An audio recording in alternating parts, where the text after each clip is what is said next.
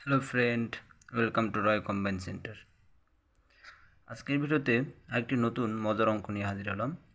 অঙ্কটি হলো যে একটি ঘড়ি দেয়ালে টাঙানো আছে এবং তাতে সময় নির্দেশ করছে 4:25। ঠিক বিপরীত দেয়ালে টাঙানো একটি সাধারণ দর্পণ এবং সাধারণ দর্পণে প্রতিফলিত বিম্বে কতটা সময় দেখাবে বা কী সময় দেখাবে সেটা আমাকে দেখতে হবে। যে একটা দেয়ালে একদিকে ঘড়ি রয়েছে, সেখানটা টাইম দেখাচ্ছে, তার উল্টো দিকে দেয়ালে একটা দর্পণ রয়েছে, সেই দর্পণে প্রতিফলিত বিম্বে সময় কি দেখাবে সেটা দেখতে হবে। তো এই ধরনের অঙ্কে আমাদের কি করতে হবে? এই ধরনের অঙ্ক করতে গেলে যে এই নির্দেশ করা টাইম থেকে 4:25 বাজে, এটাকে নির্দেশ করা সময়কে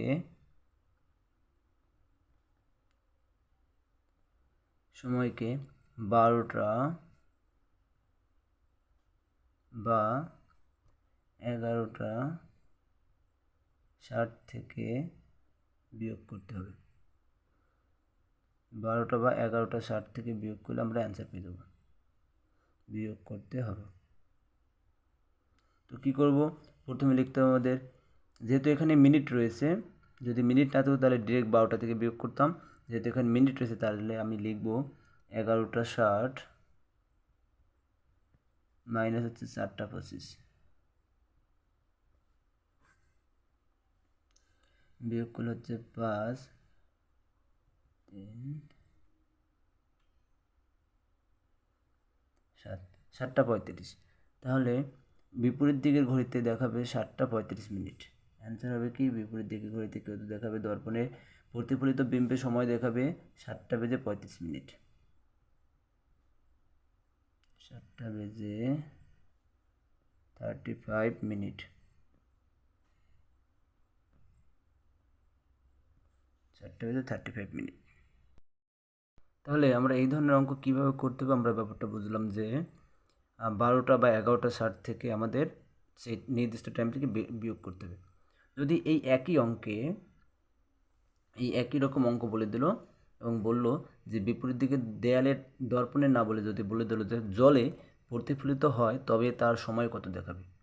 যদি একই অঙ্ক, সেম অঙ্ক, যে 4:25 বাজে, তাহলে জলে প্রতিফলিত হলে কত সময় দেখাবে, তার ক্ষেত্রে কি হবে?